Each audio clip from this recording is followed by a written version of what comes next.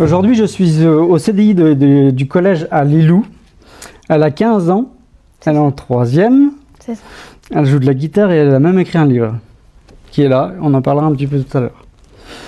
Derrière son parcours, il y a une histoire particulière qui a marqué beaucoup de monde.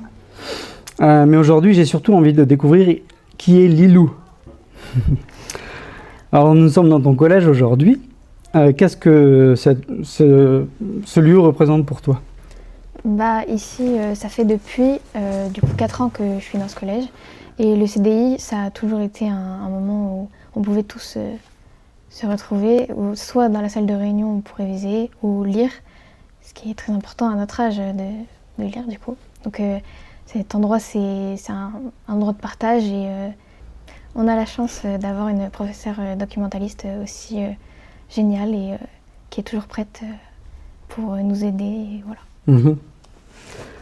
Du coup, tu as passé une belle partie de ton temps ici alors? Oui, ouais. Exactement.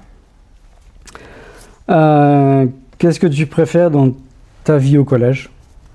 Alors, j'aimerais bien vous répondre que ma partie préférée, c'est les cours. Mais en vrai, c'est quand même retrouver mes amis et partager avec les professeurs. Mmh. Tu es plutôt discrète ou sociable? Discrète en cours, mais sociable à l'extérieur. D'accord. Si on demande à tes amis de te décrire, ils te diraient quoi? Ils diraient quoi de Lilou? qu'elle est attentionnée, belle, gentille.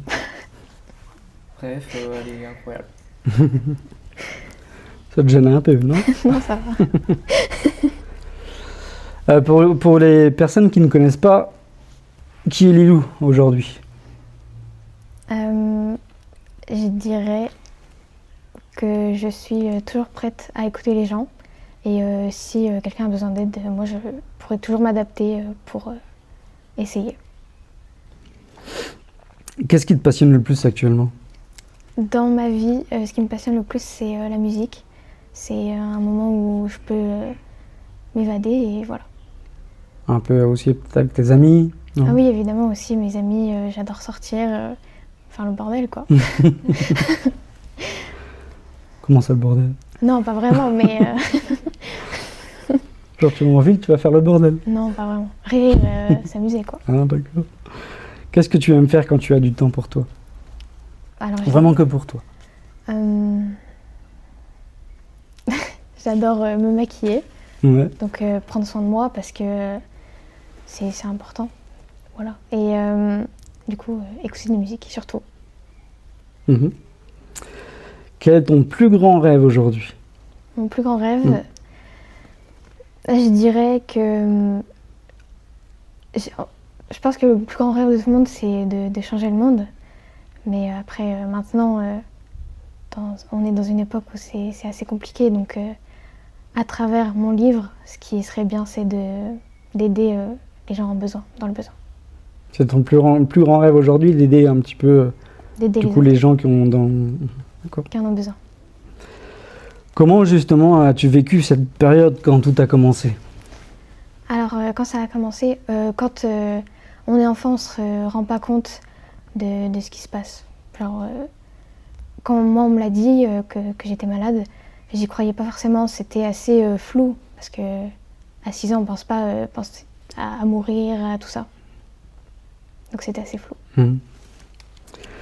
Qu'est-ce qui t'a le plus aidé à tenir Alors, dans tout ça? ce qui m'a aidé le plus à tenir, c'est mes proches, ma famille, mes amis, ceux qui m'ont soutenue. Mmh. Avec le recul, quel souvenir te revient le plus souvent? Je pense que le souvenir qui m'a le plus marqué, c'est la fois où j'ai demandé à ma mère si j'allais mourir et qu'elle m'a tout de suite répondu non, tu vas pas mourir et tu vas vieillir jusqu'à ce que tu aies du poil au menton. Voilà. C'est une sacrée... du poil au menton, carrément. C'est ça. Qu'est-ce que les gens ne voient pas forcément quand ils regardent ton parcours? Les gens me disent tout de suite t'as été courageuse, c'est un beau combat. Mais en fait, quand on est petit et qu'on tombe malade, on n'a pas le choix. En fait, il faut avancer. Et je pense que le courage, il ne faut pas l'attribuer à moi. Mais on peut l'attribuer aussi à ma famille Et même aux familles qui vivent la même chose, c'est aussi très compliqué pour eux. Mais du coup, qu'est-ce qu'on ne voit pas forcément? Ce qu'on ce qu'on voit pas, c'est aussi les douleurs résiduelles. On pense que quand la maladie est finie, bah, tout est parti. Mais en fait, on a toujours des séquelles et c'est des fois compliqué à vivre. D'accord. Quel a été le moment le plus difficile à vivre? Je pense que le moment qui a été le plus dur à vivre, c'était après mon opération, mon ablation du rein. C'était en réanimation. La semaine où on devait rester couché au lit, alors qu'à 6 ans, on a juste envie de partir et de courir, quoi. Et vu que j'étais une enfant assez énergique, bah, direct, moi, ça allait mieux plutôt vite. Donc j'avais juste envie de partir. Enfin, voilà. Donc c'était assez compliqué d'attendre. Et Du coup, tu restes pas trop en place alors. c'est ça. Qu'est-ce qui t'a donné de la force dans les moments compliqués? Alors je vais le redire encore une fois, mais je pense que c'est mes proches, mes amis, Ouais. qui ont toujours été là pour moi, qui m'ont jamais abandonnée et qui m'ont donné de la force tout simplement. Est-ce qu'il y a eu des moments où tu as eu peur? Oui, je pense. Mhm. Oui. Ce qui m'a fait le plus peur, je pense que c'est quand j'ai vu mon père pleurer pour la première fois de ma vie. Mhm. Et ça fait bizarre. C'est sûr que ça fait peur. C'était par rapport au regard des autres en fait, du coup. Tu t'inquiétais pas pour toi, mais plus pour... Oui, c'est ça.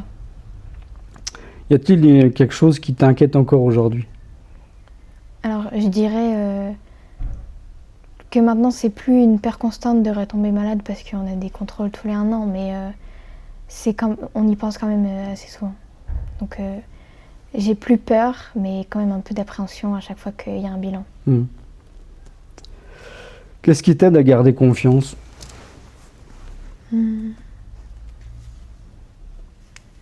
musique, le fait d'écrire, les amis, la famille. Je pense, oui, la famille, les amis et je pense que ce qui m'aide à garder confiance, c'est l'humour. Ça permet juste de penser à autre chose et quand on prend les choses à la rigolade, je pense que ça nous aide aussi à garder confiance en nous. Mhm. Il y a un spectacle comme ça qu'il fait, et puis il va toujours voir les handicapés et tout ça, puis il rigole avec. Je sais plus, comment il s'appelle? Jarry. Jarry, ouais. Avec l'humour, il arrive à faire de belles choses aussi. Ouais. C'est vrai que l'humour, c'est C'est faire ça. de beaux trucs. Pourquoi, justement, on va parler un peu de ton livre, Une chance sur 3, donc de Lilou Petit. Il est là.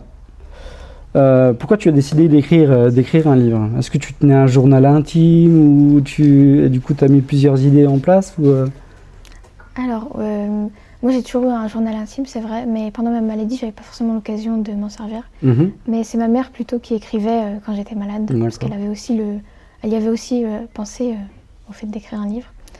Mais c'est un auteur qui nous a contactés et qui nous a proposé son aide Mhm. pour écrire un livre du coup.